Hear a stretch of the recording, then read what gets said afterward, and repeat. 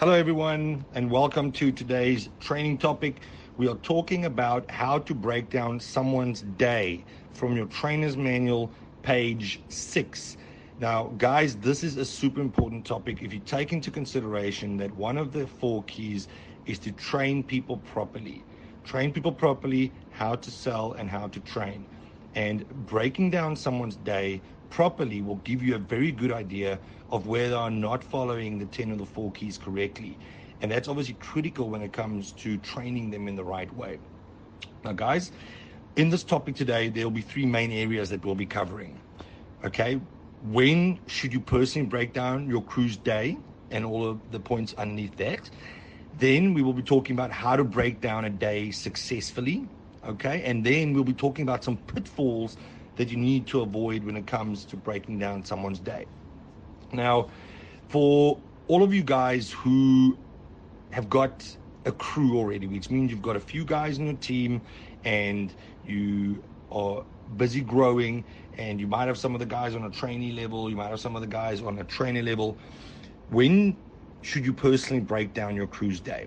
Well, if you've got a small crew, if there's 2 or 3 people, that gives you more than enough space and more than enough time to personally break down everybody's day on a daily basis, so that you know, as the leader of that crew, that you are looking into everybody's areas of development and what they need to be working on.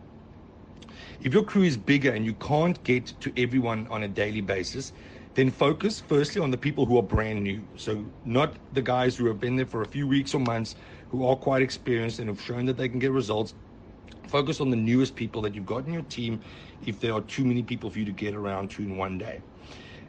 Then focus with people on your front line. Obviously, if you train your front line brilliantly, then they'll duplicate into their front line and so on and so on. So ensure that your front line gets their days broken down by you personally. And as a last resort, if you want to know who you need to be working with, is break down people's days that are not dropping pieces, but have the right working habits and the right attitudes. So if they're not necessarily getting the results, but they're putting in 100%, they've got the right attitude, they've got a learning mindset, those are guys that you also want to be breaking down their day with, so that you can find what is the areas that they need to be working on and doing differently. Okay, so that's who you should be doing day breaks with and when you should be doing that. But now, how to do a day break successfully.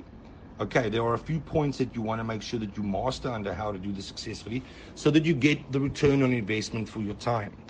Firstly, guys, only break down someone's day once they have completed their drop sheet and their self-assessment for the day.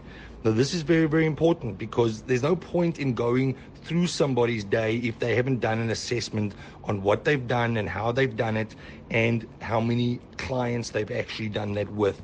Because you won't have much to discuss if you don't have that information. So ensure they get that done prior to you starting to break down their day.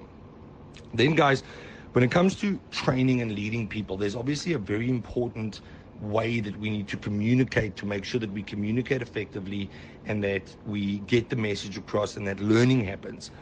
Now, in our business, we've got a very simple technique. It's called build, teach, build. First, you want to build the individual, make sure that you give them something positive. Then after that, you want to teach them, identify the area that they need to work on, and then once again, finish that off with a build, something positive, something optimistic to look for. So make sure that that person feels like you are helping them and not checking on them.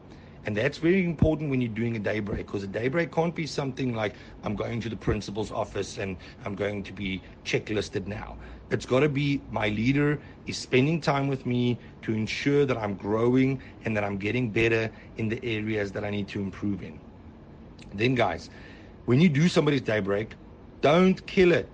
Don't keep it long and lengthy. Don't talk for hours and hours on end. The maximum time you want to spend on a day break is 5 minutes. Now, I know that might seem like a short space of time, and how are you going to get through all of this stuff properly? But the reality is, if the person's completed their job sheet and done their self-assessment, and you are prepared to know what you want to train them and what you want to work with them on, 5 minutes is more than enough time. So make sure that you're not keeping day breaks too long. Use the drop sheet, obviously, like we've spoken about when you do the day break, because the drop sheet defines reality for you. The drop sheet shows you what's actually been done during the day and where you might find areas to work on. And to keep it simple, guys, the 10 keys is the only areas that you're looking for and focusing on, as well as the 4 keys when it comes to what do we need to focus on to get better at. So don't think about all other different aspects of the areas of improvement. Just stay with the 10 keys. Keep it simple. What is it in the 10 keys and the 4 keys that you can do better and that you can do differently? And then, guys, obviously when you're doing a day break, what is super important is to also find out what is the challenge, if there is a challenge exactly. Is it a skills challenge, meaning there are some areas that they need to practice more or that they need to get better at, or is it a working habits challenge, or is it both? So you want to make sure that you identify what is the issue, what is the teaching area, what is the one or two main things that we need to work on. And 9 times out of 10, that's either going to be a skills challenge or a working habits challenge. And guys, working habits are normally things like, somebody's attitude. How are they working a territory, or are they working their leads or things correctly on the dialer? So make sure that you identify and agree with your trainee what it is that they need to work on. Now, once you've identified what the challenge is it a skill challenge or is it a working habits challenge? It's important that you guys agree, because you can't be telling the trainee or the person whose day you're breaking down what it is. They have to agree with you if they're actually going to learn and improve in the areas they need to improve on. And once you guys have agreed on that, you want to focus on what is the chapter and the audio that they need to go and study and focus on and listen to overcome the challenge that they're facing. So agree on that. And try and not give too much information when it comes to which chapters or audios they need to go and study. Focus specifically on one area at a time to not bombard them with too much information. And then also celebrate the small wins that they achieve on a daily basis. You want to make sure that whether they rang the bell or whether they rolled a donut for the day, that you identify what is it that we did well, what did we improve on, what did we get better at, and celebrate that with them, so that it's not just about, look, you did this wrong, you did this wrong, you did this wrong, and you must work on this, you must work on that. There must be small wins that needs to be celebrated on a daily basis as well. And then, guys, deal with any negatives that they might be experiencing in the day break as well. It is important that they go home motivated. And once again, dealing with negatives doesn't mean that you're having a psychological or a therapeutic session. We've got chapters in the manuals that deal with this, how to handle a struggle or how to relate to your trainees' negatives. These are all things that you can go and study or point your trainee or your trainer to go and read and focus on and give you feedback the next morning. And guys, the last point on how to break down a day successfully is to review their personal development the next morning and ensure that they are on track. Now, that ties into the previous point that I just gave you, that you want to make sure that they go and study a chapter in an audio, and that the next morning you follow up on that. The follow-up is very important, that you ensure that they teach it back to you and that they show you that they understand what's going on and that the learning has actually taken place.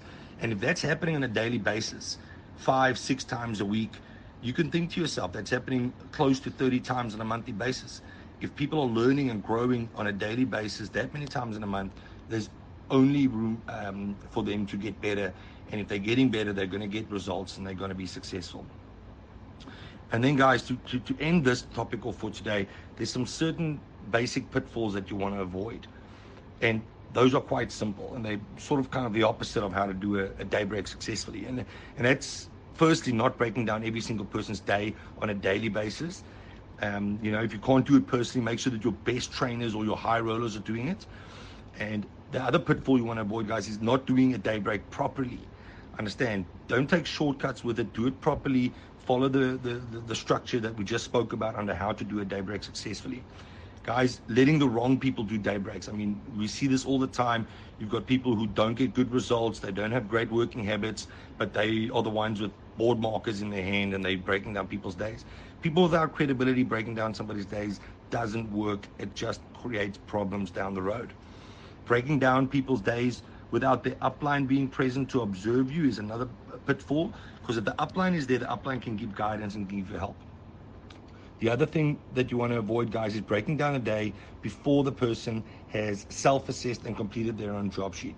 Like we spoke about, it's important that they get there to identify for themselves what they need to work on. Guys, another pitfall is breaking down a day without a completed job sheet. That ties into the previous one. Focusing on too many areas of development at any one time. Like we mentioned under how to do it successfully, guys, if you give them too much information, very little learning is going to be happening. But if you keep it short and simple, they can focus on one thing at a time, get it down, get it properly done, and be better for it the next day. And then, guys, to finish this off, not using the tools to teach and train. There are many tools in our business to help us do things properly, to help us duplicate effectively.